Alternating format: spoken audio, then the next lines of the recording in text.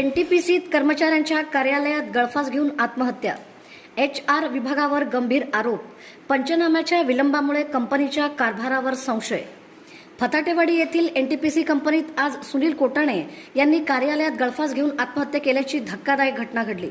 या प्रकरणानंतर कंपनीच्या HR विभागावर स्थानिक कामगारांना मानसिक त्रास, भेदभाव आणि टॉर्चर केल्याचे गंभीर आरोप होत आहेत. काही कामगारांच्या म्हणण्यानुसार यापूर्वीही मिथुन राठोड या कामगाराने आत्महत्या केली होती आणि त्यानंतरही परिस्थितीत कोणताही बदल झालेला नाही.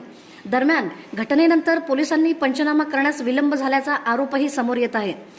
दुपारी सुमारे 4 ते 4:30 वाजण्याच्या दरम्यान घटना घडल्याचे सांगितले जात असताना मृतदेह रात्री सुमारे 9:15 नंतरच शवविच्छेदनासाठी पाठवण्यात आल्याची माहिती मिळत आहे. या विलंबामुळे कंपनीचे अधिकारी आणि संबंधित यंत्रणेच्या भूमिकेबाबत अनेक प्रश्न उपस्थित होत असून कंपनीच्या एकूण कारभारावरही संशयाचे सावट निर्माण झाल्याची चर्चा सुरू आहे.